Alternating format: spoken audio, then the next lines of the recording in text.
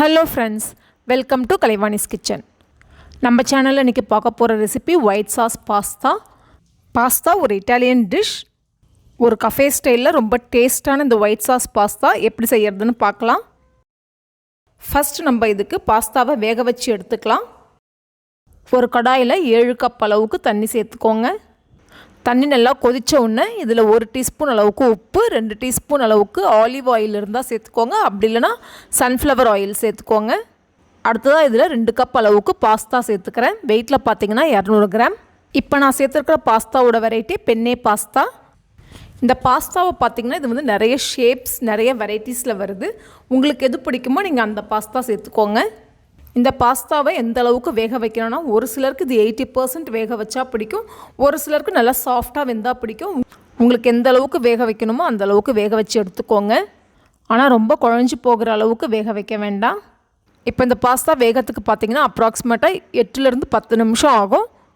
நீங்கள் எந்த brand pasta வாங்குறீங்களோ அதோட பேக்கேஜில் கொடுத்துருக்குற இன்ஸ்ட்ரக்ஷன்ஸை குக்கிங் டைமுக்கு ரெஃபர் பண்ணிக்கோங்க.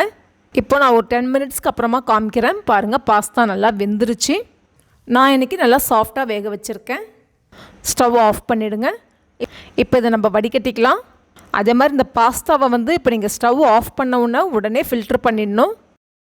இப்போ இதை கட் பண்ணி காமிக்கிறேன் பாருங்கள், உள்ளே நல்லா வெந்திருக்கு. இப்போ நம்ம உடனே செய்ய போகிறோம், அதனால நான் இதில் எண்ணெய் சேர்க்கலை. நீங்கள் சப்போஸ் ஃபஸ்ட்டே வேக வச்சுட்டு ஒரு அரை மணி நேரம் 1 மணி நேரத்துக்கு அப்புறமா செய்கிற மாதிரி இருந்ததுன்னா இதில் 2 டீஸ்பூன் அளவுக்கு எண்ணெய் சேர்த்து நல்லா மிக்ஸ் பண்ணி வச்சுருங்க. அப்போ பாஸ்தா வந்து ஒன்றோட ஒன்று ஒட்டாமல் இருக்கும். இப்போ இந்த வடிகட்டி வச்சுருக்க தண்ணியிலேருந்து ஒரு 1/4 கப் தண்ணியை மட்டும் எடுத்து வச்சுக்கோங்க. இப்போ அடுத்தது இப்போ இந்த பாஸ்தா செய்யறதுக்கு தேவையான காய்கறிகள்லாம் ரெடி பண்ணி வச்சுருக்கேன். ஒரு மீடியம் சைஸ் வெங்காயம் பொடியாக கட் பண்ணி வச்சுருக்கேன். 10 பல் பூண்டை நல்லா இந்த மாதிரி பொடியாக கட் பண்ணி வச்சுருக்கேன். அடுத்ததாக ஒரு 1/2 கேப்சிகம் க்யூப்ஸாக கட் பண்ணி வச்சுருக்கேன். கார்ன் பார்த்திங்கன்னா வேக வச்சு தண்ணியெல்லாம் வடித்து எடுத்து வச்சுருக்கேன்.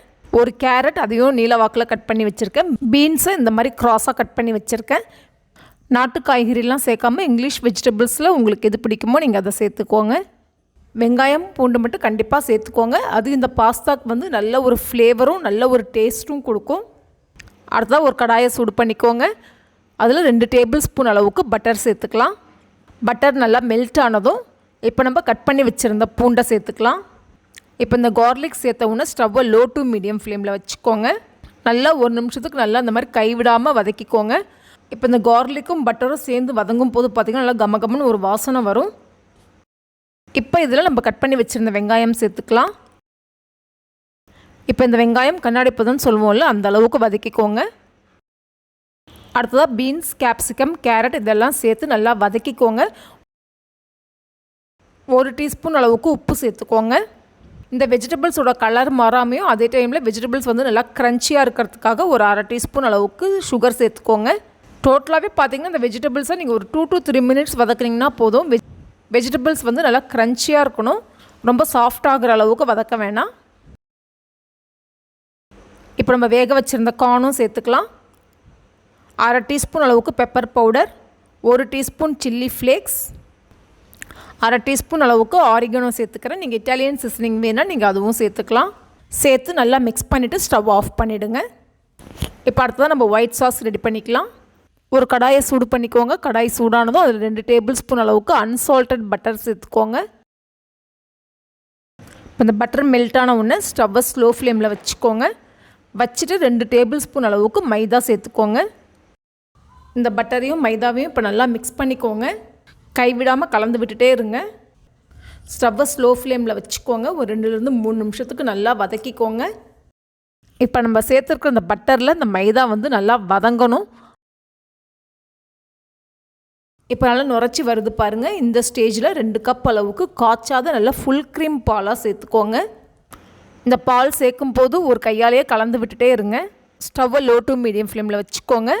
ஒயிட் சாஸ் பாஸ்தாவை பொறுத்த வரைக்கும் நம்ம பாஸ்தாவை கரெக்டான பதத்துக்கு வேக வைக்கணும்.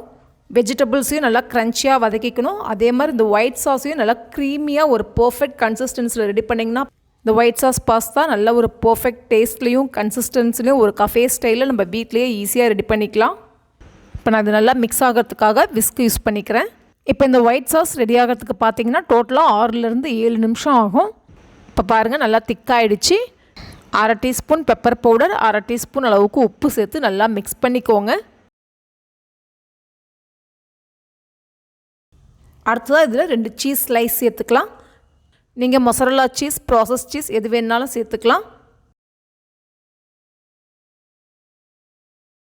இப்போ இந்த சீஸ் ஸ்லைஸ் சேர்த்த உடனே ஸ்டவ்வை ஸ்லோ ஃப்ளேமில் வச்சு இப்போ இந்த சீஸ் ஸ்லைஸ் நல்லா மெல்ட் ஆகிற வரைக்கும் மிக்ஸ் பண்ணிக்கோங்க. இப்போ இந்த சீஸ் நல்லா மெல்ட் ஆகி நான் காமிக்கிறேன் பாருங்கள். நம்மளோட இந்த ஒயிட் சாஸ் நல்ல ஒரு பர்ஃபெக்ட் கன்சிஸ்டன்சியில் ரொம்ப க்ரீமியாக ரெடியாக இருக்குது. இப்போ நம்ம வதக்கி வச்சுருந்த வெஜிடபிள்ஸ் சேர்த்துக்கலாம். வேக வச்சு வச்சுருந்த பாஸ்தாவையும் சேர்த்துக்கோங்க. 1 டீஸ்பூன் அளவுக்கு ரெட் சில்லி ஃப்ளேக்ஸ், தேவையான அளவு ஆரிகனோ சேர்த்துக்கோங்க. இப்போ நம்ம எடுத்து வச்சுருந்த 1/4 கப் அளவுக்கு பாஸ்தா வேக வச்ச தண்ணியும் சேர்த்துக்கலாம். இப்போ இதை நல்லா கலந்து விட்டுட்டு ஒரு 2 நிமிஷம் மட்டும் ஸ்டவ்வை மீடியம் ஃப்ளேமில் வச்சு ஸ்டவ்வை ஆஃப் பண்ணிவிடுங்க. கண்டிப்பாக இந்த பாஸ்தா வேக வச்ச தண்ணி சேர்த்துக்கோங்க. அப்போ இந்த பாஸ்தா வந்து ரொம்ப டேஸ்ட்டாக இருக்கும். ஓகே ஃப்ரெண்ட்ஸ், நம்மளோட ஒயிட் சாஸ் பாஸ்தா ரொம்ப அருமையாக ரெடி ஆகிடுச்சு. ஒரு கஃபே ஸ்டைலில் நம்ம ரொம்ப அருமையான பாஸ்தா ரெடி பண்ணியிருக்கோம். ரெஸ்டாரண்ட் கஃபேலலாம் பார்த்திங்கன்னா இந்த பாஸ்தா ரொம்பவே காஸ்ட்லியான ஒரு டின்னர் ரெசிபி.